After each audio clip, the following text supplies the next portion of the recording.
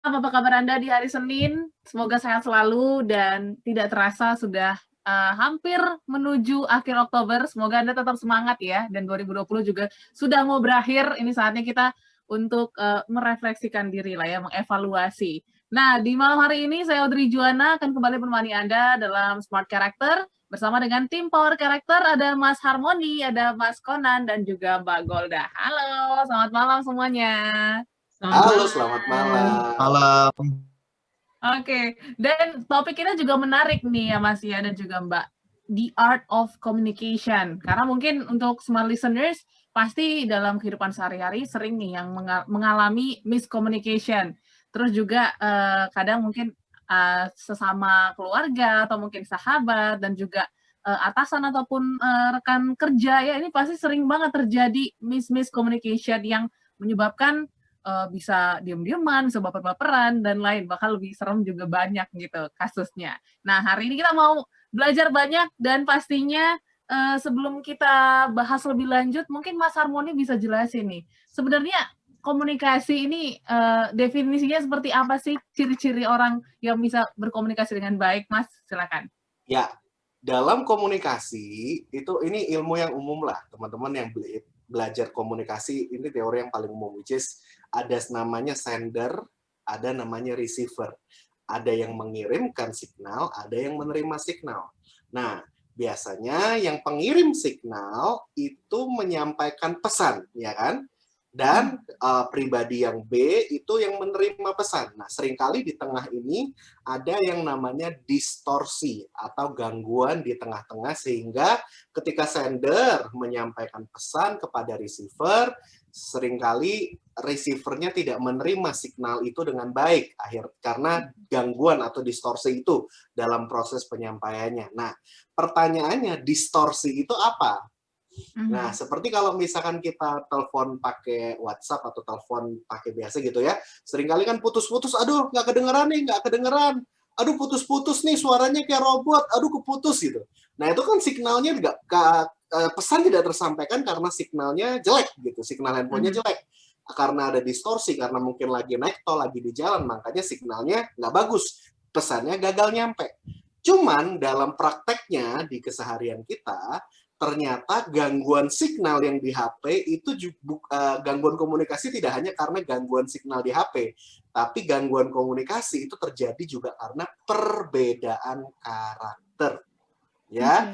Nah, jadi miskomunikasi ini adalah isu yang paling sering terjadi di manapun kita berada. Nah, apalagi di masa corona seperti ini, masa COVID, banyak orang yang work from home terpaksa harus kerja pakai online, harus menggunakan video call atau enggak telepon biasa gitu ya, sehingga seringkali miskomunikasi terjadi di sini. Nah, makanya kita perlu membangun komunikasi yang baik dengan memahami perbedaan karakter, memahami perbedaan pola pikir, perbedaan perasaan, dan bagaimana cara kita menyampaikan pesan sesuai dengan kebutuhan karakter mereka.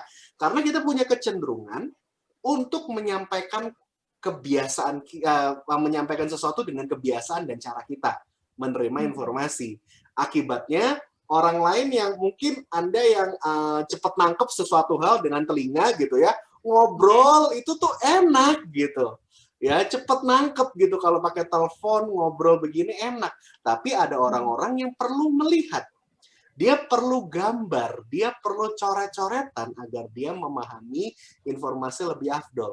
Ada yang perlu mengalaminya dulu, ada yang perlu nyoba dulu baru dia paham. Jadi kita perlu memahami perbedaan setiap orang agar kita komunikasinya menjadi lebih baik. Itu poinnya pertama. Oke, jadi sebenarnya banyak ya hal-hal yang harus diperhatikan dalam berkomunikasi sehari-hari. Tidak cuma mungkin tata bahasa, tapi juga karakter, terus juga mungkin pola pikir, juga tingkah laku, dan lain sebagainya. Ini sangat mempengaruhi. Nah, mungkin kita ke Mas Konan dulu nih, Mas Konan. Ini kan saat situasi pandemi, kita kan memang diharuskan untuk berkomunikasi secara online gitu ya, telepon, video call, WhatsApp dan lain sebagainya. Nah, ini kira-kira menjadi salah satu distraksi nggak sih Mas dalam kita berkomunikasi? Apakah ini punya kans besar nih untuk terjadi miscommunication? Iya, smart listener sangat sangat bisa sekali, terutama misalnya biasanya meeting langsung, ini meeting via Zoom, ya. Makanya pastikan contoh ketika via Zoom itu harus dibuat aturan mainnya ketika meeting. Semua harus buka video. Karena apa? Ketika orang nggak buka video, dia lalu misalnya terdistraksinya itu lebih mudah gitu loh. Jadi penting sekali ketika online, khususnya contohnya via Zoom yang sering sekarang sangat shifting ke sana. Nah, itu harus ada aturan mainnya dan kita harus tahu nih ya apa aja yang harus diperhatikan, yang dijadikan aturan main ya. Jangan, pokoknya hindari berpikir saya yakinlah tim saya tidak seperti itu, mereka pasti sudah dewasa. Ya bagus sih kalau begitu, tapi kita harus lebih antisipatif aja, bukan curiga tapi antisipatif aja ya. Buka video atau bikin masing-masing bikin notulen misalnya, supaya memastikan apa yang dibahas ini yang memang sampai ya. Kalau saya bikin training gitu, nah itu saya pasti kondisikan bahwa semua itu wajib buka video, kecuali pesertanya lagi di jalan tol yang nggak usah. Ya, tapi kalau lagi normal-normal aja, semua itu saya minta buka video. Nah, tapi lepas dari itu, bicara komunikasi ini kan seru banget ya, karena penting banget gitu. Effective communication. Nggak ada orang terlahir dengan effective communication. Ada orang terlahir bawel, ada. Dia terlahir memang bawel, suka ngomong. Ada orang terlahir diem, lebih seneng ngedenger. Tapi kalau terlahir dengan effective communication itu nggak ada. Itu PR semua orang loh. Maupun karakter Anda merah, kuning, hijau, ungu, effective communication is a skill gitu. Itu sebuah skill yang harus dilatih. Ya, makanya judulnya The Art of Communication. Ini sebuah seni ini. Seni ini kan gimana ya? Memang ada teorinya kita pelajari, tapi ada sense-nya juga. Sense bahwa ini kayak sudah efektif deh, kayak belum deh. Nah, kalau kata Profesor Albert Mehrabian, dia bilang ada 3 komponen nih bicara effective communication, Mbak Audrey Smart Listener.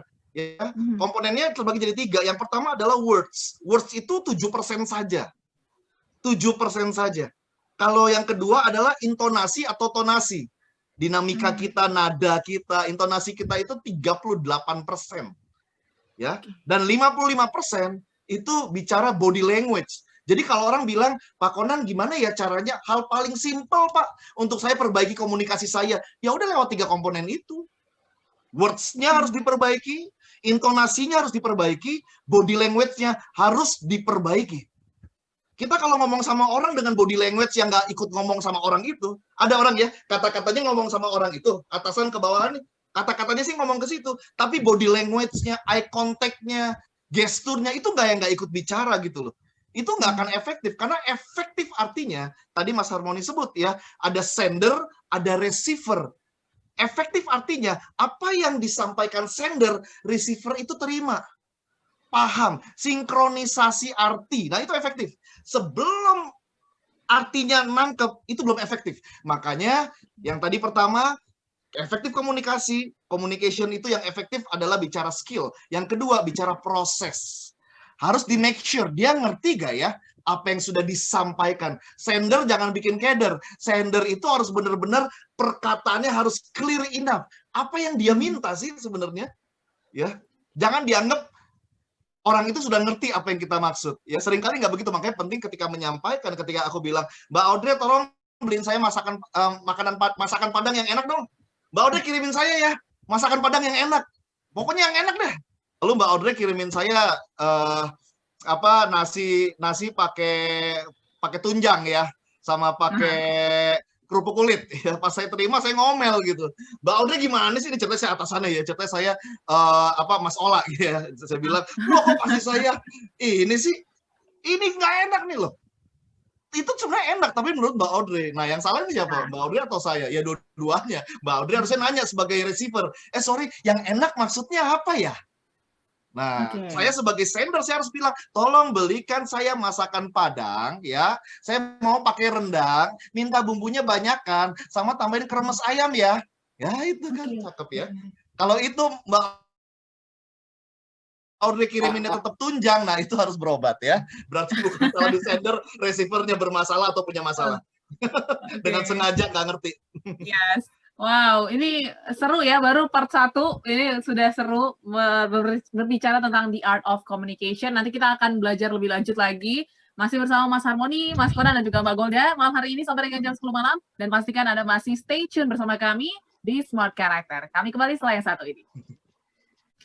Ya, Smart Listeners, masih dalam Smart Character malam hari ini. Dan tadi ya di sesi pertama sudah dijelaskan sama Mas Harmoni dan juga Mas Konan bahwa komunikasi itu harus efektif ya supaya pesannya nyampe, dan pastinya si receiver ini bisa punya tujuan dan juga visi yang sama dengan pesan yang disampaikan oleh si sender. Nah, tadi yang menarik dari Mas Konan juga katanya kalau misalnya receiver nih harus nggak boleh malu untuk bertanya ya, harus bertanya ketika kurang jelas. Nah, ini Mbak Golda mungkin boleh dijelaskan gimana ya supaya kita bisa si receiver ya bisa benar-benar memahami maksud ataupun pesan si sender. Apakah emang salah satunya adalah bertanya atau ada yang lain, Mbak? Ya, dalam komunikasi hal yang harus dihindari adalah asumsi, karena asumsi itu adalah sumber kekacauan. Asumsi itu maksudnya adalah, oh pasti Pak Konan senangnya makan nasi Padang yang enak ya, versinya dia. Tadi Pak Harmoni kan di awal sempat mention kan, seringkali kita mendefinisikan orang lain tuh sama seperti diri kita, karena kita belum memahami karakter, perbedaan dalam karakter, perbedaan dalam cara berpikir. Nah, ini yang perlu kita ketahui dulu pertamanya Mbak Audrey dan sahabat Smart Listener ya.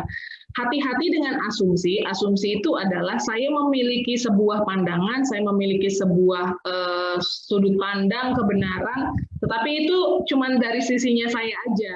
Saya gagal untuk memahami orang lain, sehingga contoh misalnya, saya cuma bilang, udah nggak usah tanya lagi, sudah selesai. Bahasanya seperti itu dengan ekspresi yang tadi, seperti tadi gitu ya. Dan mungkin orang bisa mendefinisikannya beda-beda. Ada yang mendefinisikan, iya sudah selesai, tidak perlu lagi diperpanjang. Ada yang mendefinisikannya juga, oh si Golda lagi marah-marah, makanya nggak mau bahas. Akan banyak penilaian-penilaian atas apa yang reaksi yang saya berikan.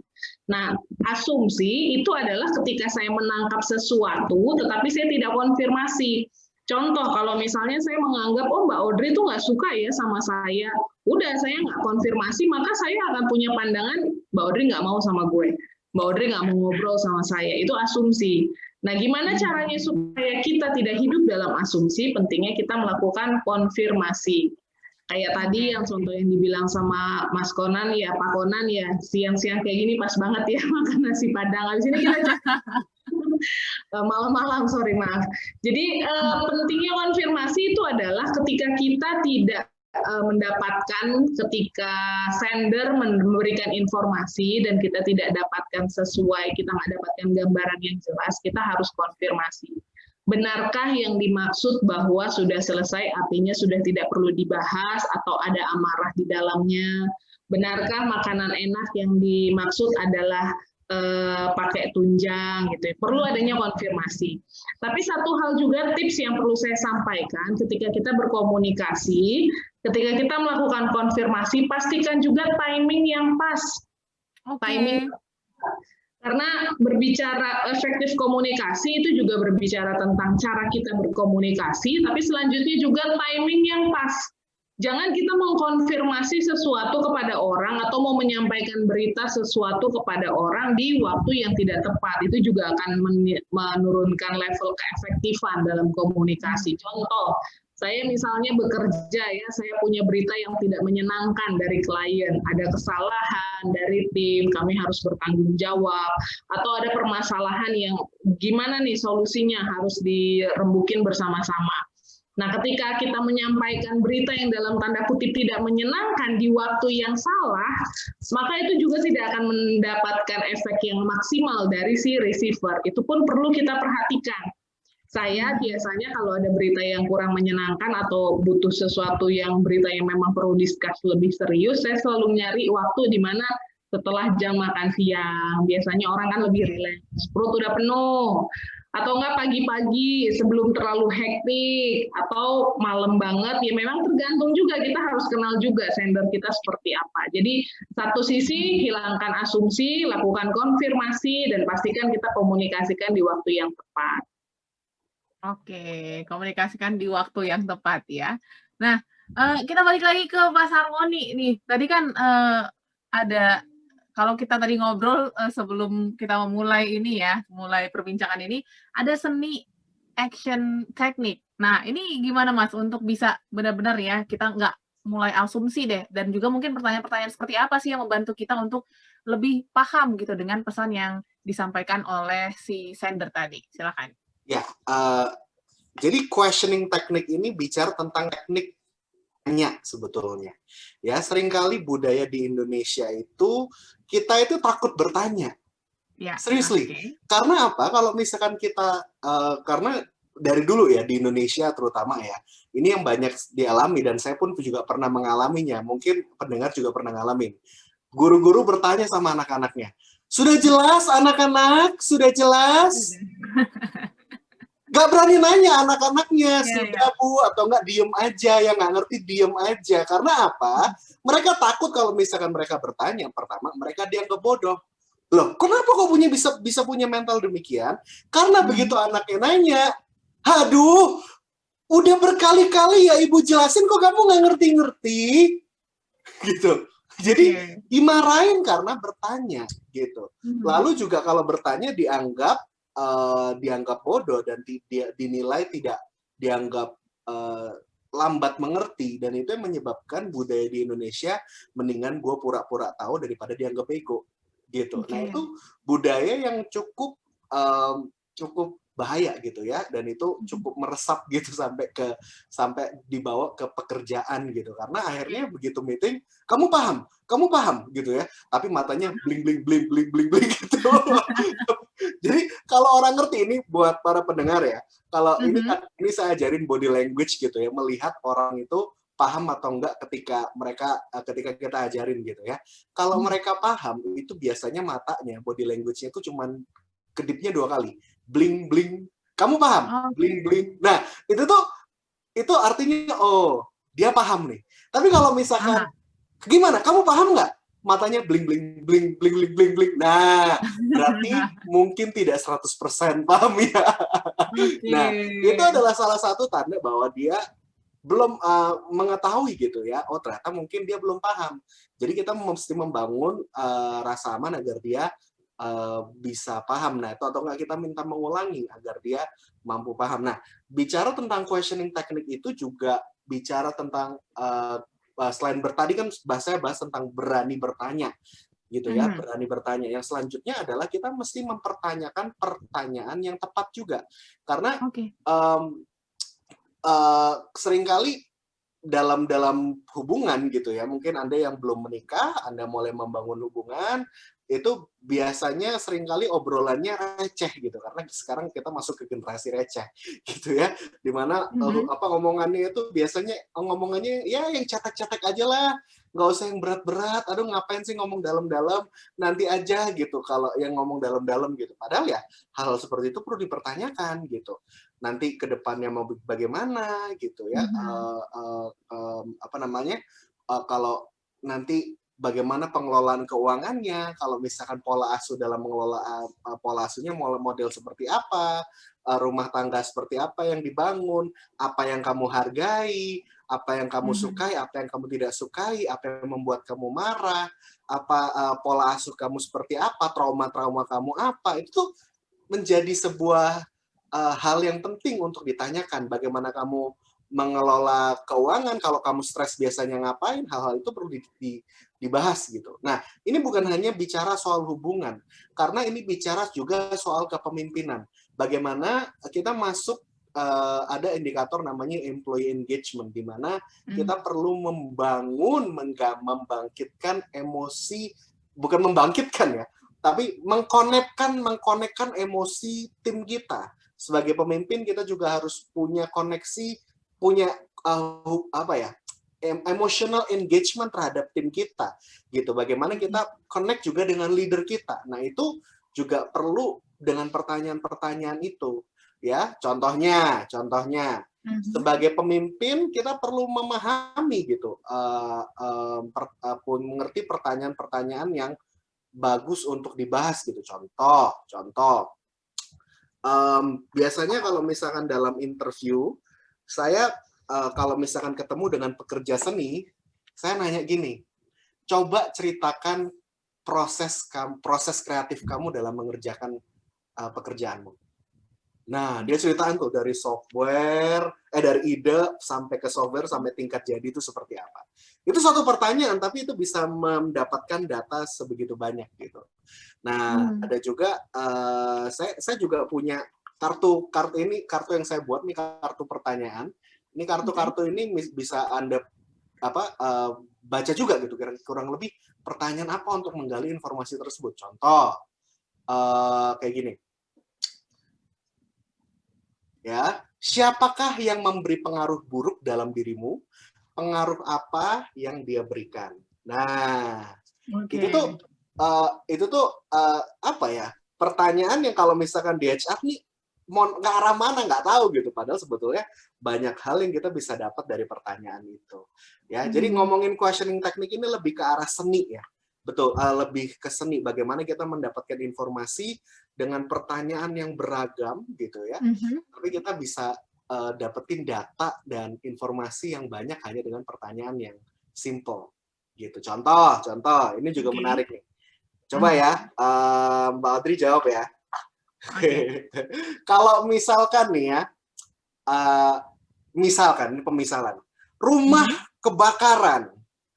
Ya, semua anggota keluarga sudah diselamatkan. Tapi Audrey punya kesempatan untuk balik lagi ke rumah untuk menyelamatkan satu barang. Barang apakah itu? Aduh, bingung ya. Barang.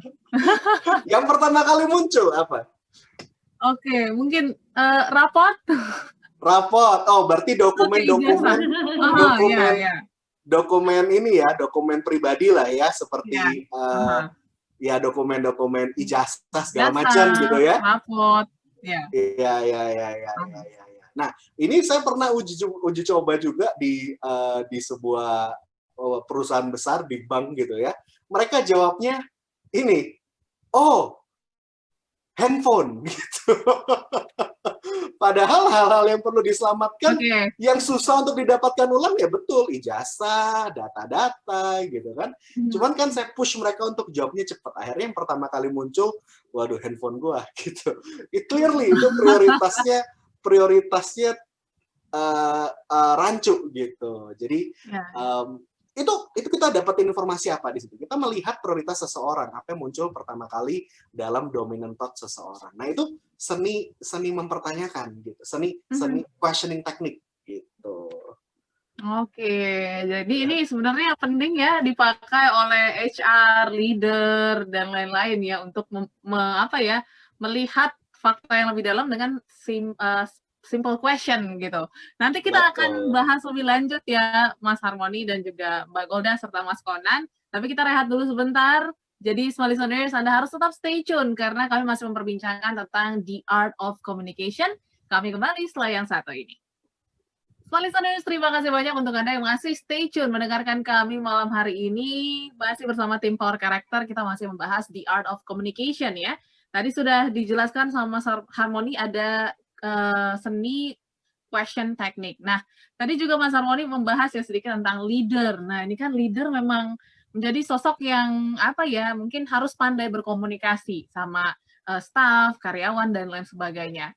Nah, mungkin Mas Conan boleh di-sharing nih, sebenarnya gimana sih seorang leader nih harus pandai berkomunikasi sama karyawannya, sebagaimana gitu definisinya. Karena kan sekarang krisis nih ya Mas ya, dan juga mungkin leader juga harus mengkomunikasikan kira-kira apa yang sedang terjadi di perusahaan tersebut dan juga bagaimana progresnya gitu. Nanti mungkin boleh ditambahin sama Mas Harmony juga based on experience juga ya. Silakan Mas Conan. Ya, leaders di tengah keadaan krisis seperti ini harus punya yang disebut dengan powerful communication. Bukan cuma efektif, but powerful. Nah, banyak leader tuh bukan powerful communication, tapi full power. Nah, beda nih ya. Beda ya, kalau full power itu asal bentak, asal teriak. Ya, orang nggak ngerti, bukan diganti pilih kata supaya ngerti, orang ngerti malah dinaikin intonasi. Intonasi dinaikkan, bukan bikin orang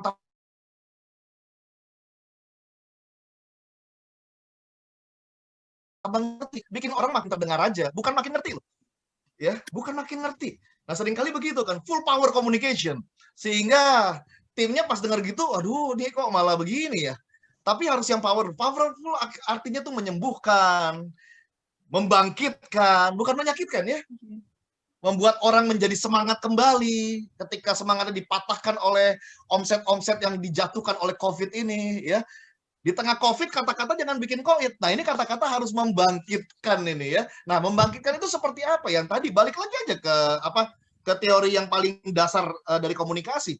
Words, tonasi sama body language. Ya, tonasi pertama words, pilihan kata itu penting.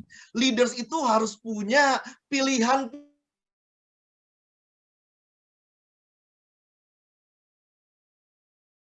kata, tim saya pasti termotivasi. Ya, kalau kita bilang payah kamu ya udah.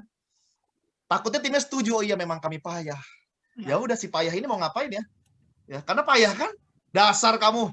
Pernah ada soalnya ya. Aduh Pak, tim marketing saya mah aduh Pak, bego-bego semua gitu. Jadi dia melabel timnya bego. Ngerinya kalau orang melabel, misalnya seorang leader melabel timnya bego, si leader itu karena sudah melabel, makanya power karakter bilang jangan pernah labeling. Kalau orang sudah melabel timnya bego, dia akan stop membuat tim itu pintar. Dia stop berusaha membuat tim itu pintar. Kenapa? Karena sudah tadi bodoh, kurang pintar. Kalau bahasanya Rocky Gerung, dungu. Ya, kalau udah di label seperti itu ya udah. Dan timnya takutnya ya mengamini dan mengimani kata-kata itu.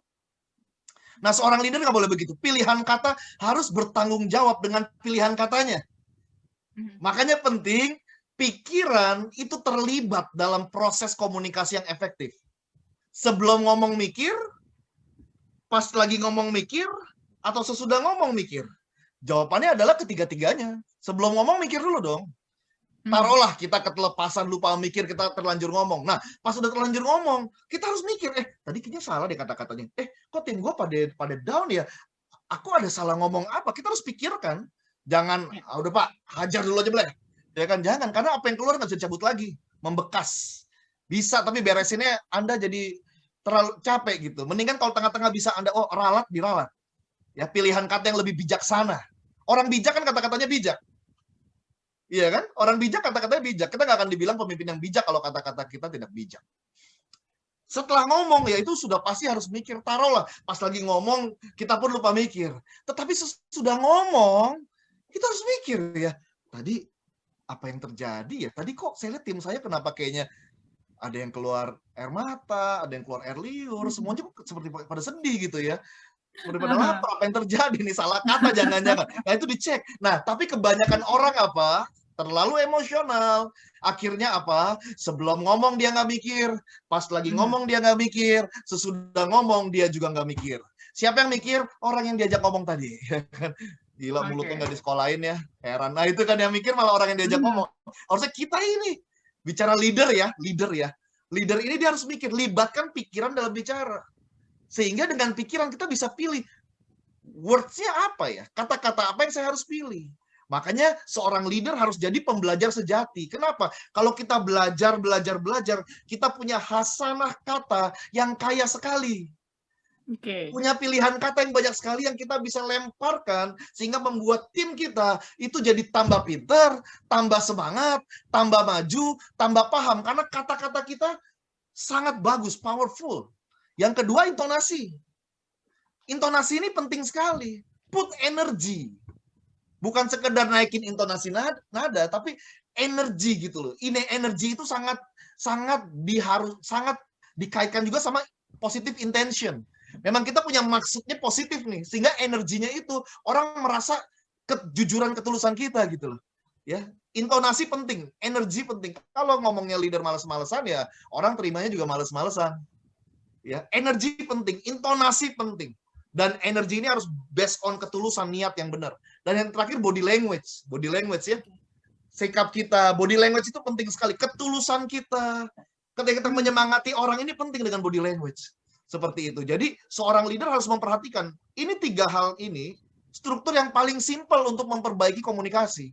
Kata-kata kita di-upgrade, intonasi kita diperhatikan, ya, sama body language kita juga dijaga, disiapkan. Kenapa? Karena seringkali kata-kata yang keluar disalahpahami hanya karena intonasi dan body language kita keliru. Ya. Mami tuh sayang sama kamu. Kamu nggak percaya. Sebenarnya tuh mami benar-benar sayang loh. Cuma nadanya. Ya. Dan body language-nya ini yang membuat si anak nih matiri, gue pasti dulu dititip. Tuh kan jadi asumsi kan? Ya, kenapa? Karena ada pilihan nada dan pilihan body language yang salah. Jadi kalau dibilang yang praktikal, yang simple harus dimulai duluan adalah pilihan katamu, ya, lalu bicara nadamu dan gayamu. Body language, postur tubuh. Leader harus beresin itu. Yes, powerful communication ya. Tapi menarik nih Mbak Golda yang disampaikan Mas Konan, bahwa sebenarnya ini kan kadang kita nggak tahu ya, ketika kita harus berkomunikasi, ternyata emosi kita lagi nggak stabil gitu. Nah, ketika memang timing itu mengharuskan kita untuk berkomunikasi, apakah kita harus tahan dulu sampai emosi kita redam, supaya intonasi itu nggak diasumsikan lain hal gitu sama si bukan calon ya, receiver gitu. Nah, apakah kita harus postpone dulu atau langsung diungkapkan aja atau gimana Mbak Golda? Ya itu harus dinilai juga sih Mbak Audrey ya. Jadi maksudnya adalah kalau misalnya porsinya kita adalah sebagai sender gitu, kita yang memberikan informasi, situasi mood kita lagi nggak oke, saran saya ya mendingan di hold aja dulu, karena nanti tadi kan diinfokan kita bisa taruh energi dalam kata-kata kita. Nah sama, kita juga bisa taruh emosi kita juga. Yang bahaya adalah kalau kita emosi, apalagi khusus orang-orang dengan foto karakter warna tertentu yang emosinya lebih kuat, lebih dominan, itu cenderungnya adalah nanti terlalu emosional kata-katanya. Yang paling membahayakan adalah kalau kata-kata ditambah ekspresi kita, dan kalau kita punya karunia yang punya kata-katanya tuh kayak nyubit terus dipelintir, wah itu paling gak enak lagi tuh. Jadi menyakitkan, membunuh lewat kata-kata. Saran saya mendingan ditahan aja dulu, ditenangkan dulu perasaannya gitu, karena timing it's everything, sangat-sangat penting. Kalau misalnya kita minta approval tapi timingnya salah, ya udah batal. Kalau saya lagi hektik dengan pekerjaan, anak saya minta ice cream, sekalipun ice creamnya ada di kulkas, wah bisa jadi nggak akan saya kasih. Nanti dulu. Bukan cuma sekedar nantinya dulu, saya malahan bisa taruh emosi juga di situ karena terlalu banyak distressing dari anak saya. Gitu. Jadi pentingnya kita tahu timing. Tapi kalau misalnya dari satu sisi kita sebagai receiver, kita penerima informasi, dan memang itu menjadi tanggung jawab kita, yang memang satu hal yang perlu kita latih, kita harus punya kedewasaan juga. Apalagi kalau kita posisinya adalah sebagai seorang leader, sebagai orang tua, mau nggak mau itu memang masuk dalam tanggung jawab kita, ya kita harus bisa solve, kita harus bisa memberikan solusi-solusi, usulan-usulan yang harus dilakukan. Sekalipun juga kita harus mengerti apakah ini mendesak atau bisa ditunda. Kalau sesuatu yang bisa ditunda dan kita punya keadaan secara psikologis memang tidak sedang dalam posisi yang on banget untuk menyelesaikan, kita bisa minta space waktu. Jadi nanti kita bahas kembali, berikan saya waktu, kita akan diskusi lagi, tapi terima kasih untuk informasinya. Itu kan sebenarnya kan juga enak gitu, dibandingkan, ntar dulu kamu nggak ngerti aku lagi begini ya. Kan juga bisa jadi tidak akan efektif ya, dan bisa merusak hubungan juga. Tetapi kalau misalnya memang itu sesuatu yang harus dilakukan, segera dilakukan, sekalipun mungkin memang kita dalam kondisi psikologis yang tidak oke, ya memang yang paling tinggi adalah tanggung jawab. Jadi ini pentingnya juga kita melatih, kita punya mental, kita punya tanggung jawab juga, bahwa di dalam komunikasi bukan cuma sekedar kita menerima informasinya, tapi kita juga bisa memberikan informasi tambahan lagi, solusi-solusi yang harus dilakukan gitu. Oke, jadi ya itu ya, emosi kita kan kita yang bisa ngenalin, jadi Anda yang bisa mengontrol itu gitu, dan juga tentukan timing yang tepat untuk berkomunikasi. Oke, nanti kita akan lanjutkan lagi ya Mbak Golda, Mas Konan, dan juga Mas Harmoni. Dan untuk Anda semua listeners yang mungkin ingin dianalisa tanda tangannya, silahkan ya, Anda bisa kirimkan di 0812 11 12 959, bisa kirimkan tanda tangan Anda dan juga nama di bawah tanda tangan Anda ya. Ingat, tanda tangan fisik ya, jangan scanan, karena itu nanti akan menyulitkan juga untuk dianalisa. Dan yang pasti semua listeners, jangan lupa untuk kirimkan nama, usia, dan juga domisili Anda, dan nanti tanda tangan Anda akan kami analisa di minggu depan, karena kita melakukan siaran ini secara rekaman. Dan nanti kita akan kembali lagi, tetaplah dalam Smart Character sampai dengan jam 10 malam. Smart listeners, masih dalam topik kami yang menarik malam hari ini, The Art of Communication ya. Tadi di sesi sebelumnya kita bahas banyak mengenai leader. Nah, tapi mungkin di sesi ini kita mau bahas tentang family ya, karena secara nggak langsung pasti kita tumbuh besar gitu ya bersama keluarga, dan pasti banyak banget nih macam-macam miscommunication yang ada, dan bahkan ketika diam aja bahkan kita udah ngerti nih apa maksud ibu kita, ayah kita, dan lain sebagainya. Nah, mungkin giliran Mas Harmoni nih ya. Ini kan kalau misalnya kita dalam keluarga, kita kadang suka menuntut juga nih Mas, untuk orang di sekitar kita ya, untuk kakak, adik, atau mungkin orang tua untuk memahami perasaan kita gitu. Nah, sebenarnya dalam keluarga sendiri komunikasi yang baik itu seperti apa? Dan juga mungkin boleh di-share juga nih dari keluarga Mas Harmoni gitu ya. Pola komunikasinya seperti apa? Silakan. Baik. Jadi ini menarik sih untuk dibahas ya, bahwa sebetulnya yang unsur yang paling penting menurut saya dalam komunikasi sebetulnya adalah empati. Oke. Empati. Jadi kemampuan untuk memahami, jadi genuinely secara tulus ingin memahami apa yang ada dalam isi pikiran dan hati mereka. Gitu. Nah, empati itu juga berbicara tentang memahami perbedaan setiap kita. Karena kalau orang berbicara tanpa empati ya, mereka berbicara hanya untuk dimengerti. Tapi kita lupa bahwa sebetulnya komunikasi itu dua arah. Tadi statement-statementnya Mas Conan tuh keren-keren banget, asik gitu. Ya, bahwa bicara komunikasi itu harus dua arah. Komunikasi itu sebetulnya bicara tentang pola kata, pola intonasi nada yang tepat, pola pemilihan, Ibu Golda juga bilang pola timing gitu ya. Jadi ini penting gitu, ini penting. Kalau misalnya kita gagal memahami perbedaan, maka yang terjadi adalah kekacauan gitu. So, sebelum hal itu terjadi, kita mesti mulai dulu paham apa yang terjadi dengan mereka gitu. Kita mesti memahami pola mereka seperti apa. Contoh, ada orang-orang yang memang cenderung thinking, yang segala sesuatu pola pikirnya diketahui, ditanya, dijawab. Logis banget gitu. Ya kalau misalnya nggak bisa lakukan ini, kenapa nggak lakukan itu? Langsung tipe yang logis banget, dia memang kurang perasaan. Ya, tapi ada orang-orang memang cenderung feeling. Gua tuh kayak gini loh, kok dia tega ya, seluruh konteks pertanyaan dan pembicaraannya itu pembahasannya perasaan gitu. Ya, biasanya kalau main Among Us gitu, orang-orang kayak gitu, kayaknya lo deh impostornya gitu ya. Kenapa? Alasan lo apa? Feeling. Nah, itu dia orang feeling deh. Gitu. Kalau orang-orang logis biasanya kenapa? Itu karena lo habis tadi ngelewatin jalan sini gitu ya. Nah, itu bisa menjelaskan alasannya. Cuman saya mesti menjelaskan gitu bahwa sebelum perbedaan itu beda-beda. Ada orang-orang yang memang lebih condong ke thinking, ada yang perasaan, ada yang mix gitu.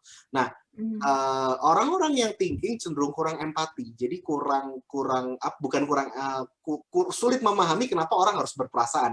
Ngapain sih lu komunikasi pakai baper? Itu bikin ribet gitu. Ya, sedangkan orang-orang yang pakai feeling, dia memahami, melihat orang yang logis, dia melihat kayak, aduh lu ngapain sih? Kok lu tuh ngomong itu kenapa nggak pakai perasaan? Lu tuh manusia dingin ya.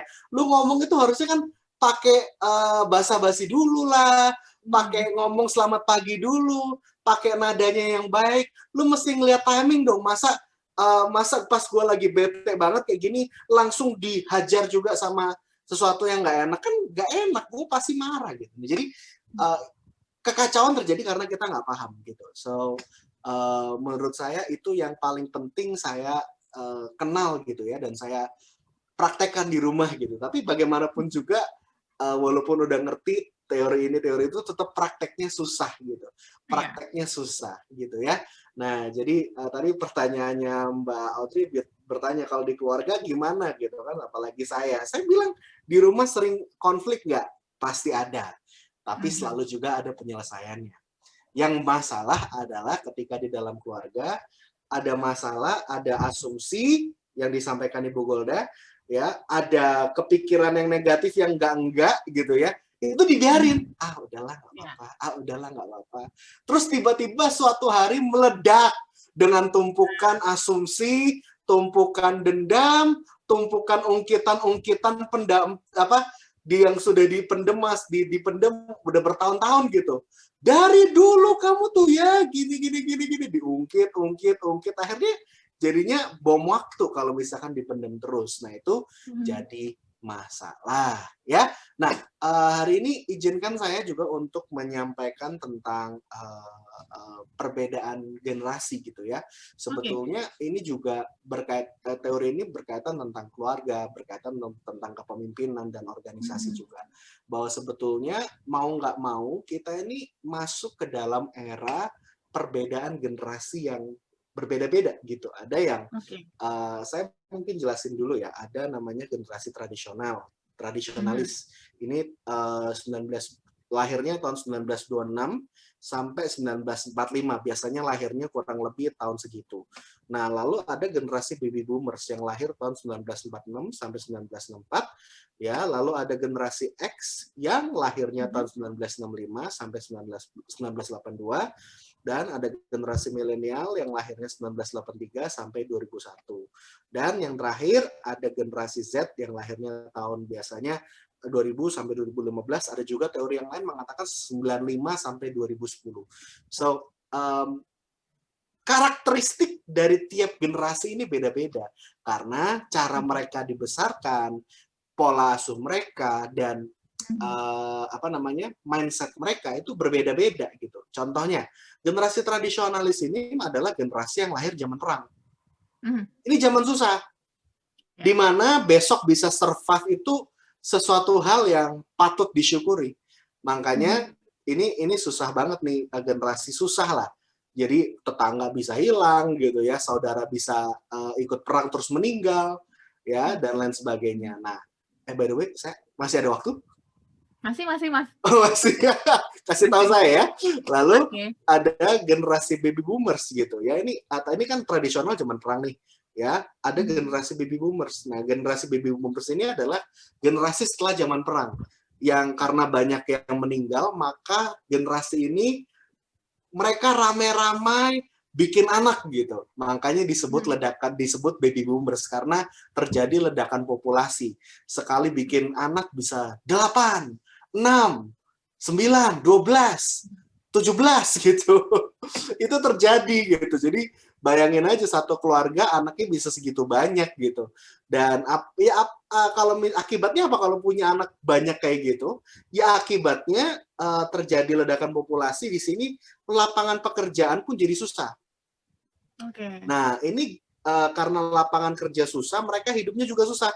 Nih dua generasi hidup zaman susah nih. Ya, apapun dikerjain supaya bisa hidup dan makan gitu ya. Dan biasanya mereka ini generasi yang cenderung pelit gitu. Mereka generasi yang cenderung spendingnya itu limit gitu. Jadi mendingan gue simpen buat investasi buat di rumah yang pasti-pasti aja. Mereka generasi yang biasanya enggan buat spending yang ngeluarin duit buat yang enggak. Contohnya jalan-jalan, itu buang duit buat mereka gitu biasanya. Ya, nah lalu munculnya generasi X yang ini generasinya Steve Jobs, generasi penemu lah, generasi founders, generasi yang Bill Gates gitu ya. Nah ini udah adalah generasi X, ini generasi mulai pengembang teknologi ya. Mereka mentalnya masih mirip sama baby boomers, tapi sudah mulai idealis karena kondisi negara, kondisi perkembangan teknologi pun juga semakin stable gitu ya. Nah, lalu muncullah generasi milenial.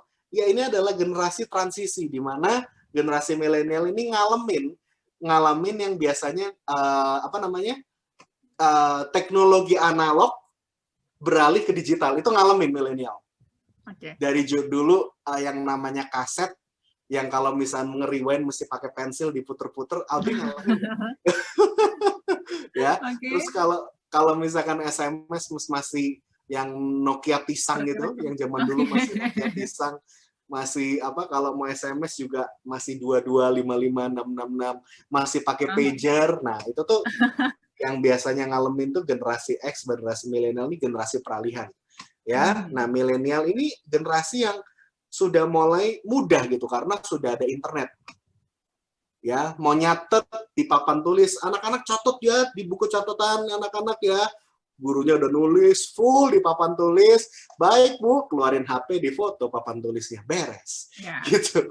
So, kalau zaman dulu kan oh ya catat satu-satu, kita minjem fotokopi lah, segala macam catatannya. Kalau sekarang nggak perlu gitu. Nah, terus muncullah generasi Z. Nah, generasi Z ini generasi Z-nya nanti kita lanjutin di sesi berikutnya Mas Armoni ya. Oke, kita rehat dulu semua listeners, dan pastinya setelah ini kita akan analisa tanda tangan Anda yang sudah masuk di minggu lalu. Jadi untuk Anda yang ingin dianalisa minggu depan, pastikan Anda sudah mengirimkan tanda tangan Anda malam hari ini ke 0812 11 12 959 ya. Kirimkan tanda tangan dan tuliskan nama Anda di bawah tanda tangan Anda. Sekali lagi kirim ke 0812 11 12 959. Kami akan kembali setelah yang satu ini masih dalam Smart Character sampai dengan jam 10 malam.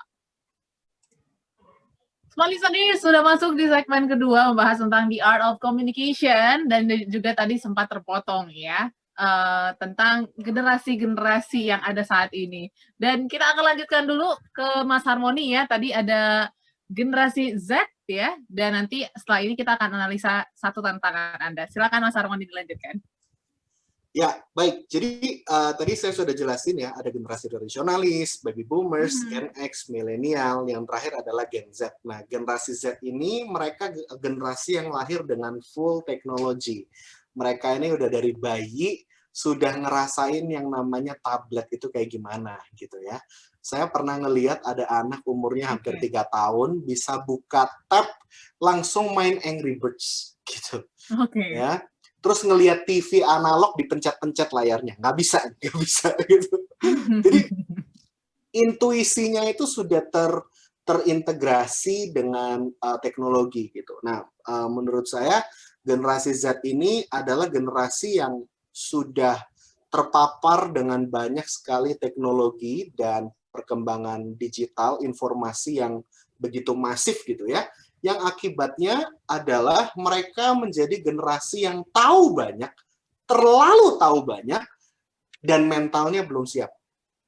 Menurut penelitian, ditemukan bahwa generasi ini tingkat self-harm dan tingkat bunuh dirinya juga meningkat di tahun 2009 sampai 150% lebih bahkan. 154% ini penelitian di US. Gitu ya, karena perkembangan teknologi. Jadi generasi milenial itu sudah dikategorikan sebagai generasi yang lonely gitu ya. Tapi yang sedihnya lagi generasi Z lebih parah kecemasan dan tingkat mental health-nya di masa Gen Z ini, karena begitu banyak perkembangan teknologi yang tidak seimbang dengan perkembangan mentalnya yang masih kecil gitu. Nah, jadi akibatnya keberhargaan mereka, self-esteem-nya mereka, akhirnya banyak yang rusak gitu, dan banyak yang nggak tahan. Nah, jadi kembali lagi gitu, tujuannya apa saya menyampaikan teori ini? Bahwa kita menyadari bahwa setiap orang itu punya background yang berbeda-beda. Setiap orang itu punya zamannya sendiri-sendiri. Dan seringkali orang tua kita itu rata-rata adalah generasi tradisionalis dan baby boomers, bener nggak? Gitu loh. Kecuali Anda generasi alpha gitu ya, yang lahirnya tahun 2015 ke atas itu mungkin orang tuanya milenial gitu. Ya, kalau Anda mungkin atau enggak orang tuanya generasi X gitu. Nah, tapi generasi baby boomers dan tradisionalis, clearly mereka adalah orang tua yang tegas dan keras pasti. Pasti. Karena apa? Bisa dibayangin aja, punya anak, Kak Golda punya anak 1 ribet gak? Ribet. Ya, gimana kalau 17? Aduh, terima kasih. Jadi kalau sudah pasti udah 17, udah nggak mungkin pola asuhnya itu ada hubungan emosi yang baik gitu. Udah pasti kayak militer. Bangun! Gitu. Nggak nurut, sikat nih gitu. Ya. Nangis terus, malah diomelin gitu ya. Metode pendidikannya udah kayak militer gitu. Nah, itu itu terjadi di zaman tradisionalis dan baby boomers. Jadi ketika kita punya orang tua yang lahir zaman segini, kecenderungan mereka adalah pola asuhnya keras gitu. Nah, jadi seringkali ketika mereka yang sekarang menjabat dalam kepemimpinan dan organisasi sekarang pun adalah rata-rata kan generasi tradisionalis baby boomers gitu ya, dan X gitu ya. Tapi ini masih sedikit yang X, yang rata-rata biasanya yang udah tua-tua ini yang mereka udah punya perusahaan gede gitu. Nah, seringkali ngelihat yang milenial, aduh, kenapa mentalnya tempe bener gitu ya. Aduh, dikit-dikit resign, dikit-dikit kutu loncat. Nah, yang milenial ngelihat atasannya, aduh nih kaku banget nih, ini perusahaan mau dibawa kemana? Fokusnya kemana? Aduh, kerja gue nggak ada passionnya nih. Gue dapat duit sih, tapi gue nggak punya makna. Gue kerja nih tujuannya ngapain sih? Gue ngapain punya duit segini kalau misalkan gue nggak membuat dampak, wes, gitu. Jadi ini generasi yang memang milenial dan Gen Z ini generasi yang fokus kepada passion. Mereka belajar tentang ikigai, gitu kan? Mereka belajar tentang, kerjaan yang paling nikmat itu adalah hobi yang jadi duit. Waduh, banyak lah ini quotes-quotes yang seringkali jadi hot topic ya di milenial ini. Kalau Gen Z ini, mereka lebih fokus banyak menjadi aktivis. Mereka itu generasi yang idealis dan mereka generasi yang entusiastik tapi juga mentalnya lemah banget gitu, sensitif gitu. Mereka generasi yang sensitif gitu ya. Karena bisa dibayangin kondisinya sudah stabil, internet ada, teknologi ada, semua mereka berpikir semuanya stabil semua ya akhirnya mereka cenderung punya pemikiran sendiri, dan apalagi mereka melihat orang tua bukanlah menjadi sebagai sumber informasi yang terpercaya. Waduh, makanya generasi milenial dan generasi Z ini generasi yang kritis, banyak nanya, ya. Mereka mulai mempertanyakan agama mereka, mereka mulai mempertanyakan iman mereka, ya. Kenapa saya lahir kok nggak bisa milih agama saya sendiri? Kenapa harus ikut agama orang tua saya? Contohnya begitu. Waduh, mempertanyakan tentang imannya sendiri-sendiri. Nah, ini generasi yang penuh dengan pengetahuan, dan semakin banyak pengetahuan, semakin banyak pertanyaan juga, gitu. Nah, ini seringkali yang generasi yang sebelum-sebelumnya ini, aduh, pikiran lu ribet banget sih, udahlah turutin apa yang gue mau aja gitu. Nah, akibatnya komunikasinya tidak terjalin dengan baik. Nah, jadi dengan kita memahami bahwa setiap orang itu punya perbedaan, masing-masing punya perbedaan karakter, perbedaan generasi, perbedaan pola pikir, pola perasaan, itu harus dipahami. Dengan demikian, maka kita muncul pemakluman. Kita muncul pengertian. Dari situ muncullah komunikasi yang efektif. Oke. Jadi memang banyak ya latar belakang dari generasi-generasi yang sudah disebutkan Mas Harwani, dan semoga ini bisa menjadi pengetahuan kita untuk bisa menyampaikan pesan juga sesuai dengan kriteria ataupun gambaran yang sudah digambarkan oleh Mas Harwani. Oke, kita ke tanda tangan dulu ya. Mungkin Mas Konan silakan tanda tangan untuk BCC yang ada di Yogyakarta. Silakan Mas Konan. Ya, ini Mbak harusnya ya, Mbak BCC ya. Ya, Mbak BCC, terima kasih sudah partisipasi, kirim tanda tangan juga ya. Kalau dari guratan tanda tangannya, Mbak ini orang yang friendly, hangat, ya, enak diajak berteman, pendengar yang baik. Kalau ngomong juga bahasanya mengayomi sekali, ya. Lalu orang yang gimana ya, sangat enak lah membangun, maintain yang namanya relationship, ya. Jadi ini tipikal orang-orang yang dari sononya udah orang baik nih, ya, tulus, ya, nggak enakan, sungkan. Nah, titik kritisnya tadi sungkannya itu ya, sungkannya itu hati-hati. Kenapa? Dalam komunikasi juga kita butuh yang disebut ada, mungkin nanti bisa dibahas, komunikasi asertif.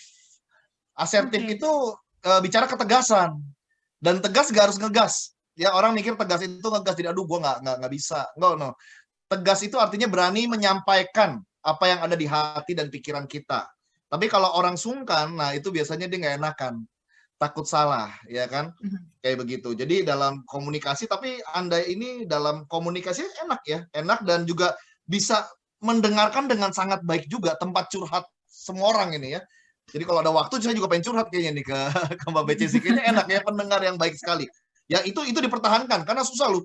Kalau punya teman yang pendengar yang baik. Nah, Mbak Bechesi ini saya lihat pendengar yang baik dan komunikasinya juga sudah cukup oke. Dan tapi bicara efektif juga harus ada berani untuk tegas dalam berkata-kata. Itu aja. Oke. Itu dia untuk Mbak Bechesi yang ada di Yogyakarta. Terima kasih sudah berpartisipasi. Dan setelah ini juga kita akan analisa beberapa tantangan lagi, Small Listeners. Jadi pastikan Anda masih mendengarkan perbincangan kami malam hari ini sampai dengan jam 10 malam. Kita akan kembali setelah yang satu ini. Oke, Small Listeners, masih dalam Smart Character ya. Malam hari ini membahas tentang The Art of Communication. Dan yang pasti perbincangan kita menarik sekali karena berbagai aspek juga kita bahas ya. Tadi kita masih membahas tentang family juga ya. Mungkin ini giliran Mbak Golda nih sebagai seorang ibu ya. Ini kan kalau misalnya dibilang ibu nih, aduh berat ya. Mungkin harus support suami, terus juga mungkin harus mengasuh anak juga. Nah ini gimana nih? Seorang ibu kan suka banget kadang memendam-mendam tuh Mbak Golda. Dan kadang juga jadinya gedek sendiri gitu ya. Ini boleh sharing nggak Mbak Golda? Gimana nih cara untuk berkomunikasi dengan efektif dalam keluarga sendiri? Silakan. Ya, sebenarnya kembali lagi kepada tipe karakternya sih Mbak Audrey. Jadi ada ibu yang suka mondam, ada ibu yang suka melontar-lontarkan bombardir di rumahnya. Tapi saya sangat setuju banget ya, ada statement bilang happy wife, happy life gitu. Jadi kalau misalnya ibu senang tuh pasti suasana rumah tuh sangat dipengaruhi banget deh. Karena saya sangat berasa gitu. Saya pernah satu hari tuh cetar, semua dikomplain, semua dicerewetin gitu. Pas malam hari saya cuma nanya sama suami saya, hari ini saya ngeselin banget ya. Nah tuh tahu gitu. Nah, kembali lagi kepada karakternya masing-masing. Tapi untuk berkomunikasi, saran saya misalnya contoh dalam hubungan suami istri ya. Komunikasi yang paling baik adalah ketika kita itu jujur dan terbuka. Itu yang paling harus menjadi landasan juga utama gitu ya. Jadi apalagi dengan suami sendiri, dengan anak sendiri, dengan istri, gitu, suami atau istri. Jadi memang kita harus mendasari semuanya itu dengan kejujuran dan keterbukaan. Kalau ada hal-hal yang memang dianggap perlu dikomunikasikan, ambillah waktu yang pas dan komunikasikan. Saya dengan suami selalu punya quality time di mana kami membahas hal-hal yang perlu dibahas. Bukan cuma sekedar obrolan serius, tapi kadang juga obrolan receh tadi ya. Jadi cuma untuk ngetawain diri sendiri, ngetawain orang lain juga, gibah bareng sama suami gitu. Jadi memang itu yang perlu dibangun. Jadi suami sama istri komunikasi harus tetap dibangun. Karena banyak sekali perceraian. Itu ya dasarnya memang dari komunikasi yang pertama kalinya adalah rusak. Nah, memang kita harus terus bangun. Apa yang paling mendasari yang tadi, perlunya kejujuran dan keterbukaan. Kalau saya sedang nggak suka dengan cara suami saya, ya saya harus sampaikan. Suami saya pun juga seperti itu. Saya tipe orang yang mengkomunikasikan, tapi suami saya tipe orang yang tidak mengkomunikasikan. Buat dia kalau enggak adalah enggak. Tapi tipenya saya enggak, artinya ada iyanya. Nah itu kan memang complicated ya, ribet ya, tipe-tipe cewek yang kayak saya gitu. Tetapi itu yang perlu dimengerti gitu. Saya mengerti tipe suami saya dan saya juga kasih tahu sama suami saya. Tapi seiring dengan berjalannya waktu, saya menyadari kayaknya saya yang bikin ribet komunikasi. Akhirnya saya pun juga bertobat. Ketika saya bilang enggak, artinya memang haruslah enggak. Ketika saya bilang iya, artinya iya. Nah ini juga tips untuk para ibu-ibu atau wanita-wanita, ya memang kita harus sama apa yang di hati sama yang apa kita omongin, jangan kita yang membuat ribet sendiri. Begitu juga dengan kita sama anak-anak gitu. Saya selalu bilang, maaf mami belum bisa main sama kamu, mami harus kerja. Maaf, jadi perlu dengan keterbukaan gitu. Ada kalanya anak saya menyakiti hati saya, nggak ada. Tapi saya selalu mengambil waktu di malam hari sebelum mereka tidur, kami selalu bikin semacam rekonsiliasi. Mami minta maaf kalau tadi bikin Keiza sedih ya. Keiza masih marah nggak sama Mami? Itu perlu dibangun. Jadi perlu adanya keterbukaan dan kejujuran, karena itu fondasi awal dalam keluarga. Bayangin aja kalau misalnya kita dengan keluarga yang level 1 support system kita yang pertama, kita sudah gagal berkomunikasi, apalagi dengan orang yang di luar sana. yang nggak ketemu sama kita 24 jam. Ini kan sedang WFH ya, pandemi gini kan membuat kita ya mau nggak mau di rumah seharian full. Nah, ini yang perlu kita latih dulu dengan orang yang terdekat dengan kita. Kita perlu juga membangun komunikasi yang baik, komunikasi yang jujur, komunikasi yang terbuka. Kalau sedang sedih, katakan sedih. Kalau lagi senang, katakan senang. Nikmati setiap emosi yang ada tanpa menjadi emosional. Itu sangat penting. Gitu. Jadi kita bisa sangat-sangat menerima, tapi kita juga bersedia juga dikoreksi. Satu sisi kita juga bersedia untuk memberikan masukan, tapi kita juga tahu batasan-batasan di mana nggak semua usulan kita bisa dilaksanakan. Karena yang paling penting kan keputusan bersama dalam keluarga. Komunikasi yang didasari oleh keterbukaan dan kejujuran. Oke, keterbukaan dan kejujuran. Kadang suka bingung juga ya kalau dalam keluarga kita habis cekcok terus marah-marahan gitu tiba-tiba nanti udah baikan aja gitu ya Mbak ya. Itu mungkin karena empati tadi kali ya yang disebutkan Mas Harmoni ya. Ya itu memang uniknya keluarga seperti itu sih ya. Saya juga ngalamin dengan kakak-kakak saya gitu. Kami bisa perang kayak sindir-sindiran lah, gumprang-gumprang, banting-banting barang. Tapi memang itu yang harus selalu dijaga kan di peribahasanya darah itu selalu lebih kental daripada air. Jadi memang dengan keluarga ya seburuk-buruknya apa konflik tetap harus diakhiri dengan rekonsiliasi. Tapi tips dari saya yang tadi Harmoni juga Pak Harmoni sempat mention juga, jangan sampai jadi bom waktu. Dendam itu adalah sesuatu yang salah. Karena itu bukan merugikan orang lain, tapi merugikan diri kita sendiri. Jadi kita pun juga harus sadar diri bahwa kita tidak sempurna, kita masing-masing bertumbuh sempurna, jadi sama-sama ada penerimaan satu sama lain. Karena misalnya gini sih Mbak Audrey, misalnya tegur saya ya, Golda kamu tuh salah begini-begini. Sekalipun mungkin yang Mbak Audrey sampaikan benar, tapi kalau saya secara pribadi udah nggak cocok sama pribadinya Mbak Audrey, kalaupun yang disampaikan benar, tetap nggak akan bisa saya terima. Ya. Jadi memang pentingnya dulu secara personal to personalnya udah dapat dulu. Nah itu yang perlu dibangun. Tapi sisi ekstrimnya juga kadang udah personalnya nyambung, yang disampaikan salah bisa diterima juga. Nah itu juga harus dikoreksi juga. Jadi sama-sama secara personal kita udah sama-sama saling menerima, selanjutnya apa yang kita sampaikan juga harus sesuatu yang benar dan membangun. Oke, itu ya tips dari Mbak Golda, kejujuran dan juga keterbukaan ya, serta jangan dipendam-pendam nanti jadi bom waktu gitu, smart listeners. Oke, sekarang kita analisa dulu satu tanda tangan dari miliknya siapa, silakan giliran Mas Harmoni dipilih saja Mas. Pak Made, Ibu Made atau Pak Made, sepertinya Pak Made.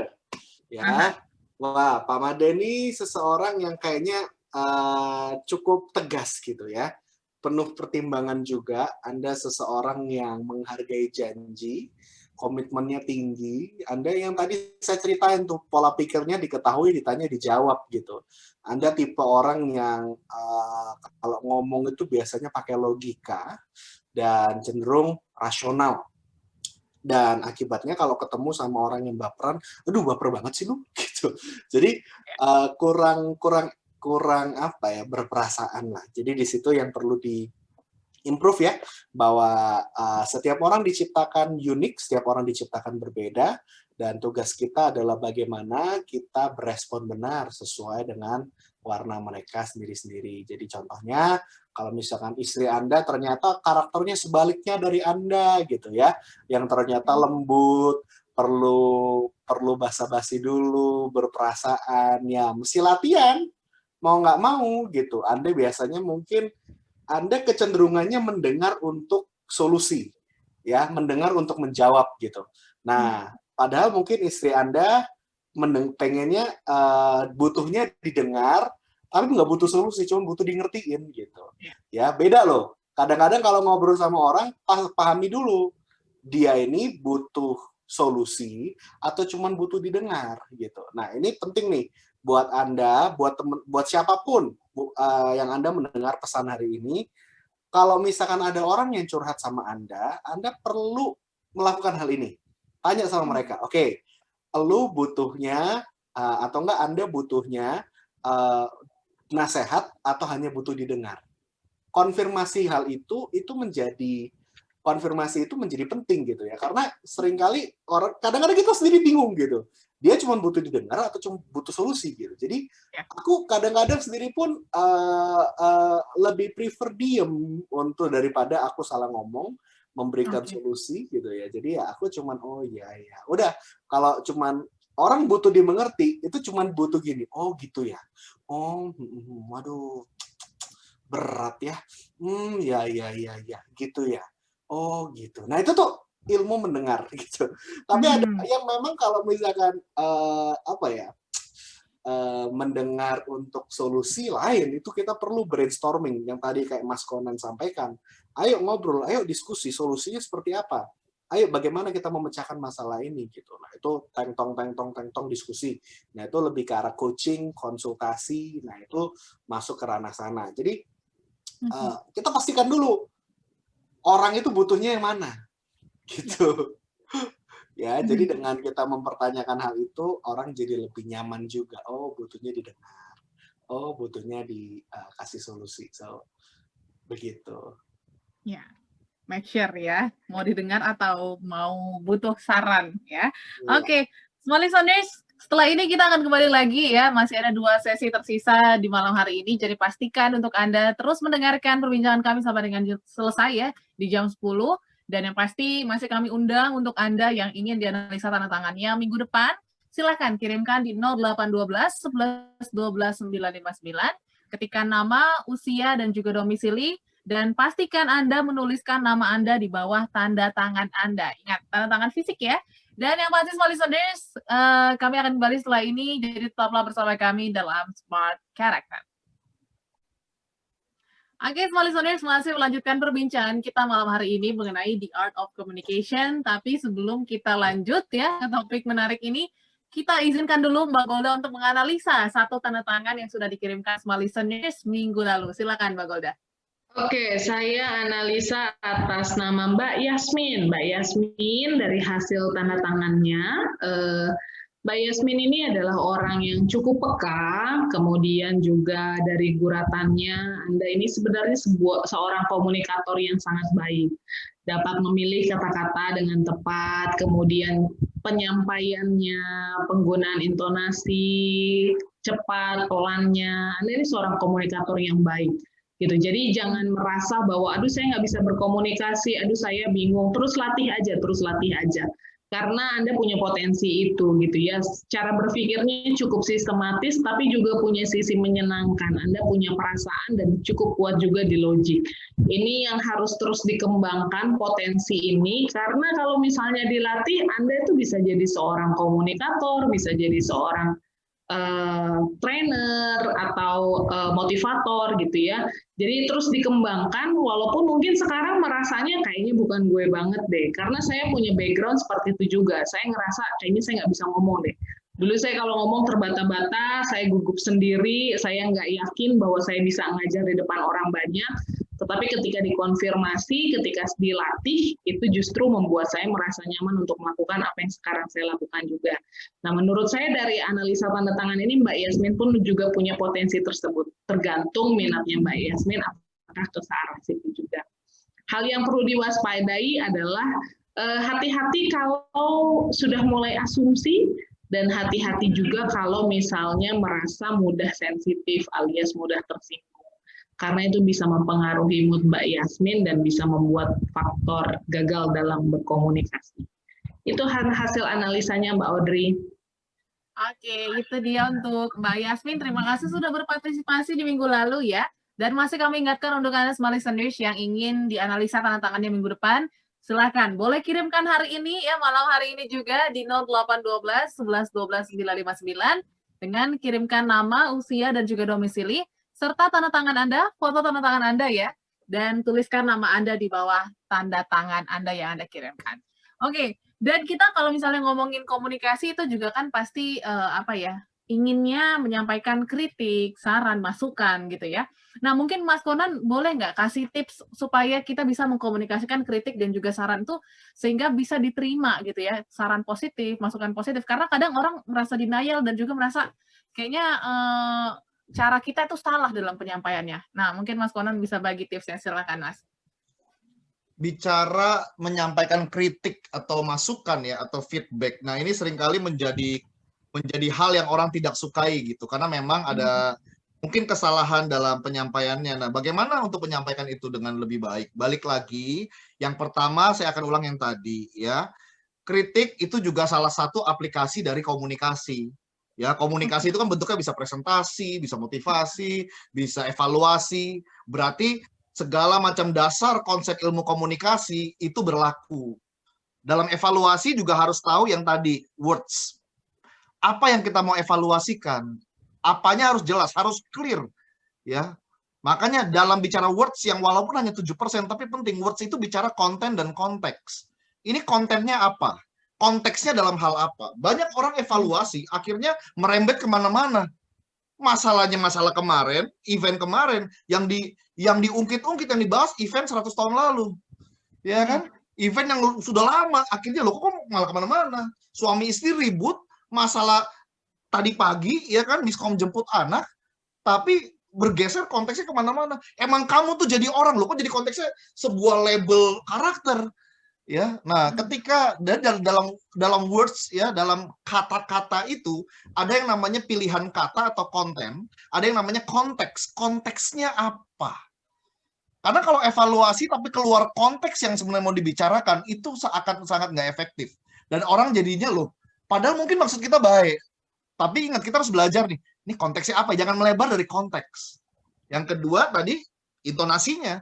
Dalam kita melakukan evaluasi, intonasi juga penting.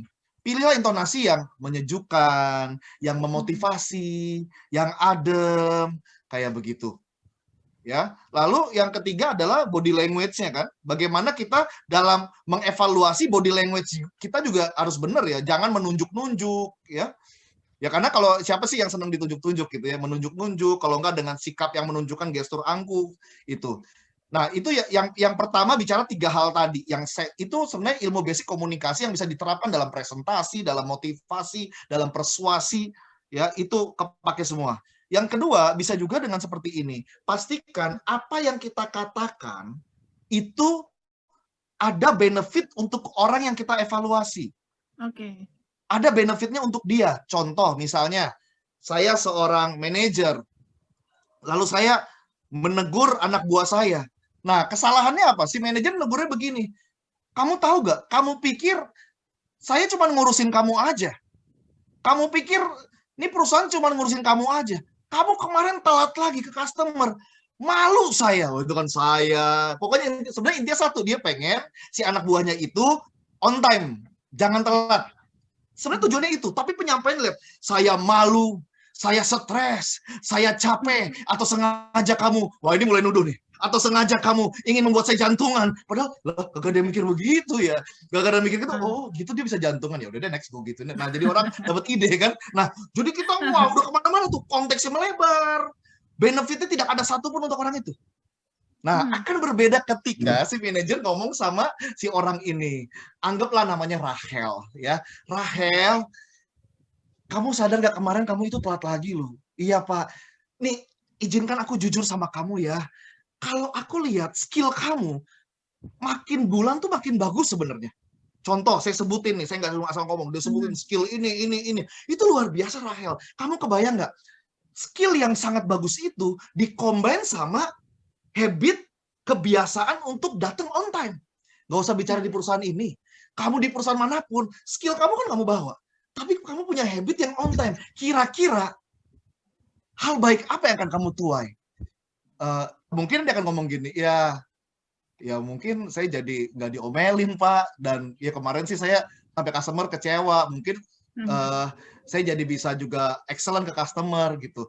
Nah itu saya juga yakin itu. Nah ketika begitu, kira-kira dia akan lebih mau on time nggak? Akan lebih mau. Kenapa? Karena kita ngomong tujuannya buat dia. Walaupun sebenarnya ini kan tricky kan, tujuannya adalah sama. Supaya nggak telat. Kita juga jadi nggak stres. Perusahaan juga jadi oke. Seringnya apa coba mamak-mamak, ya kan? Anak lari-larian. Kamu kalau ada teman pas teman itu pulang, kalau teman mami jangan lari-larian, jangan loncat-loncatan. Mami malu tau gak? Tadi karena kamu lahir dari kanguru tuh, ya kan? Malah diomelin, gitu, ya kan? Mami malu, mami thanksin tuh, mami malu. Oh, anaknya jadi dapat ide, oh kalau gitu lu jadi malu, ya udah gue loncat-loncatan dah. Nextnya guling-gulingan aja itu kan. Jadi karena, nah harusnya sih, Mak, kalau ada teman mami, kamu yang ini, coba deh, ntar kamu akan, dia akan lihat kamu baik. Nah, itu kan tujuannya tuh ada benefitnya untuk orang yang kita evaluasi. Itu penting sekali. Nah, itu satu hal yang juga bisa dipakai, ya. Yang ketiga ya, kalau bicara evaluasi, ya kalau ini konteksnya kita pun melakukan pekerjaan itu, pastikan kita menjadi teladan. Kita walk the talk. Banyak orang talk the talk kan, dia talk the talk. Ya, dia cuma ngomong apa yang dia omongin aja, tapi dia nggak walk the talk. Akhirnya ya udah, orang nggak akan respect. Orang kalau udah respect, kita ngomong pelan, orang juga nggak enak, dia pengen ikutan juga. Karena kita sudah jadi contoh. Evaluasi tanpa keteladanan itu basi banget. Itu sih, Mbak Audrey. Oke, jadi menarik ya sebenarnya bisa menyampaikan pesan ataupun menyampaikan kritik dan saran dengan cara yang baik dan bahkan jauh lebih efektif ketika kita mengontrol 3 tadi ya Mas ya. Iya, Salah itu. satunya adalah intonasi tadi ya. Betul, intonasi, isi juga penting, konteksnya juga penting, dan body language. Coba aja bayangin ya, kita evaluasi dengan ketiga hal yang salah. Konteksnya salah, kata-katanya salah, lalu nadanya salah, gesturnya salah. Itu benar-benar bukan menyelesaikan masalah loh. Itu evaluasi yang hanya akan menambah masalah demi masalah. Karena apa? Karena sudah bermasalah dari cara menyampaikan, cara mengkomunikasikan evaluasinya. Itunya sudah salah. Ya, walaupun nanti kalau dipelajari lagi banyak lagi trik-triknya tuh dengan sandwich teori, ya, menyembunyikan evaluasi dijepit dengan 2 apresiasi, itu juga oke sekali. Jangan cuma mau evaluasi, ada hal baik juga yang kita lihat loh. Leader harus gentle bilang hal positif yang aku lihat dari kamu ya. Leader harus bukan cuma evaluasi, tapi juga harus mau memberikan yang disebut recognition. Recognition, walaupun belum ada progres belum ada, tapi kita lihat nih orang bekerja keras. Tapi satu hal yang saya lihat, yang saya bangga dari kamu tetap kerja keras. Oh, itu kan orang. Nah, tapi ayo didukung sama itu, orang seneng ya. Ada recognition di samping evaluation. Itu Mbak Audrey. Oke, wow, luar biasa ya. Jadi sudah bisa ya memberikan kritik dengan cara yang baik sehingga bisa membangun gitu ya untuk keluarga mungkin atau mungkin rekan kerja dan lain sebagainya. Oke, smart listeners, setelah ini kita akan lanjutkan perbincangan kita juga ya di sesi terakhir yang pasti Anda jangan kemana-mana. Satu sesi yang terakhir adalah satu sesi yang penting sekali ya. Bagaimana kesimpulan dan juga closing statement dari tim Power Character malam hari ini. Pastikan Anda mendengarkannya sampai dengan selesai. Kami akan kembali setelah yang satu ini. Terima kasih smart listeners untuk Anda yang masih mendengarkan perbincangan kami ya dari jam 8 sampai dengan jam 10 kurang ini. Tapi yang pasti tidak lengkap rasanya ketika kita belum mendengarkan closing statement mengenai topik kita malam hari ini, The Art of Communication. Sudah banyak yang disampaikan, tapi mungkin kita mau diingatkan lagi nih. Mulai dari Mas Harmoni. Silakan Mas Harmoni. Ingat statement ini, keterbukaan adalah awal dari pemulihan. Karena mungkin Anda mengharapkan pemulihan dalam perusahaanmu, Anda mungkin mengharapkan pemulihan dalam hubunganmu, Anda mungkin mengharapkan pemulihan terhadap dalam hubungan dengan anakmu, dengan istrimu. Itu semua dapat terjadi ketika kita melakukan keterbukaan. Jadi, smart listener, sahabat, mari kita sama-sama belajar untuk terbuka. Say what you need to say. Sampaikan apa yang perlu Anda sampaikan dengan timing yang tepat, dengan cara yang tepat, dengan motivasi yang tepat, sehingga terjadi pengertian dan sinergi. Oke, itu dia dari Mas Harmoni. Mungkin dari Mas Konan, silakan Mas Konan. Smart listener, bicara ada cara. Jadi penting kalau ada satu hal yang harus diperbaiki di penghujung tahun ini, ya salah satunya adalah cara kita berkomunikasi. Karena komunikasi bisa menyelesaikan banyak sekali persoalan, tetapi komunikasi juga sangat bisa menimbulkan banyak sekali persoalan lewat mulut yang sama. Makanya, dan komunikasi itu tanggung jawab kita untuk menyelesaikan, untuk memperbaikinya. Komunikasi adalah sebuah skill yang artinya harus dilatih. Kita nggak terlahir dengan skill itu. Harus dilatih, harus disadari. Yang kedua, komunikasi adalah sebuah proses. Ya, proses bicara, ada proses ngomong, ada proses ngedengerin. Ya, ada proses ngomong, ada proses ngedengerin. Kalau smart listener mendengarkan kembali nanti dari awal ngikutin atau ada rekamannya di SoundCloud, itu akan mendapat poin-poinnya yang akan saya rangkum yang beberapa kali disebut oleh Mas Harmoni, oleh Mbak Golda. Yang menyebabkan komunikasi itu nggak efektif adalah macet. Macet itu M-nya bicara mentalitas, ya. Dalam komunikasi kita harus berani mengutarakan, say what you need to say, Mas Harmoni bilang. Harus berani mengungkapkan. Ibu Golda bilang keterbukaan, harus sampaikan itu. Ya, bahasa leadership-nya menyebut harus asertif. Jangan agresif, jangan pasif, asertif. Lalu hanya bicara asumsi, Ibu Golda sebutkan di awal. Asumsi sumber segala kekacauan. Kalau mau komunikasinya nggak macet, jangan main asumsi. Asumsi harus dikonfirmasi. Ya, C-nya bicara karakter. Seringkali kita ribut karena karakternya beda. Dan kita tidak mempelajari dan tidak memahami dan tidak mau mengerti bahwa memang perbedaan karakter. Ada orang yang ngomongnya lebih banyak. Ada orang yang memang lebih kaku. Ada orang kalau ngomong to the point. Ada orang yang lebih senang mendengar. Nah, itu tipe-tipe karakter. Ya, seringkali juga komunikasi menjadi tidak efektif, macet. E-nya bicara empati. Kemampuan untuk respect terhadap lawan bicara kita. Bukan cuma tentang kita mau ngomong sengomong-ngomongnya, kita juga mau dengar sedengar-dengarnya. Karena ketika kita ngomong, mereka pun punya pendapat. Mereka juga berhak menyampaikan. Dan T-nya bicara timing. Komunikasi ada timingnya. Ya, ada timing, ada waktu-waktunya. Nggak bisa seenaknya kita. Nah, jadi penting sekali, biarlah di penghujung tahun ini, ya, di sisa 2 bulan ini menutup 2020, kita jadi great komunikator, ya, komunikator yang ulung, yang unggul. Stop untuk berkata-kata yang mengintimidasi, tapi kita harus mengatakan kata-kata yang menginspirasi. Stop untuk melemparkan kata-kata yang menyakitkan, tapi lemparkan kata-kata yang membangkitkan. Jangan sampai kata-kata kita justru membuat tim menjadi runtuh, tapi pastikan kata-kata kita membuat tim menjadi utuh. Ayo, semangat. Oke, wow, luar biasa. Ada macet ya, mentalitas, asumsi, karakter, empati, dan juga timing. Itu sudah dirangkumkan nih sama Mas Conan ya. Mungkin boleh dicatat ulang tuh semua listeners. Oke, sekarang giliran Mbak Golda. Silakan Mbak Golda. Ya, luar biasa sekali memang Pak Harmoni dan Pak Conan ini, Mbak Audrey. Oke, bicara tentang komunikasi, semua kita harus terus melatih. Tapi satu hal yang mungkin saya sharingkan kembali, bahwa otak manusia itu perlu diarahkan. Kita itu perlu diberitahu caranya. Salah satu tips dalam berkomunikasi adalah gunakanlah kata-kata yang positif. Contoh misalnya anak-anak lari gitu ya. Secara natural biasanya seorang ibu, kakak atau siapapun bilang jangan lari gitu. Nah, yang paling kita ubah kata-katanya menjadi kalau di rumah harus berjalan. Jadi gunakan kata-kata yang positif. Karena kecenderungan manusia seperti itu. Apa yang dilarang mereka akan cenderung penasaran. Jadi hindari kata jangan.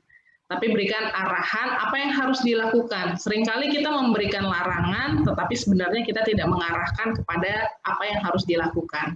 Jadi dalam berkomunikasi, gunakanlah kata-kata positif, dan itu lahir dari hati kita yang mau membangun. Komunikasi yang baik adalah komunikasi yang dari hati, karena semua yang dari hati pasti kena ke hati. Jadi saya berharap lewat pembicaraan malam hari ini, kita semuanya sama-sama punya semangat untuk mau terus belajar dalam berkomunikasi. Oke, listeners, luar biasa sekali ya yang diberikan oleh Mas Harmoni, Mas Conan, dan juga Mbak Golda malam hari ini. Semoga bisa membuat kita semua bisa menjadi good communicator ya, bisa menyampaikan pesan dengan baik, memperhatikan tadi M ya, macet maksudnya, mentalitas, asumsi, karakter, empati, dan juga ada timing. Dan oke, smart listeners, sudah saatnya kita untuk berpisah ya. Kami berempat harus undur diri dari Smart Character. Terima kasih banyak untuk Anda yang sudah mendengarkan dari jam 8 sampai dengan jam 10 malam. Dan pastikan Anda tidak melewatkan satu topik pun setiap minggunya di hari Senin sampai dari jam 8 sampai dengan jam 10 malam bersama tim Power Character dan juga saya Audrey Juana. Yang pasti minggu depan kita ketemu lagi dan menganalisa beberapa tanda tangan yang sudah masuk ya. Dan Mas Harmoni, Mas Conan, dan juga Mbak Golda, terima kasih banyak ya malam hari ini. Dan semoga sehat selalu, semua listeners juga harus sehat selalu. Dan kita berempat pamit, saya Audrey Juana. Saya Harmoni Ezra. Saya Fernando Conan. Saya Golda Siregar. Smart Character, who we are. We We are are life life transformer. transformer. We We are are changed to change the world. Sampai jumpa. Bye.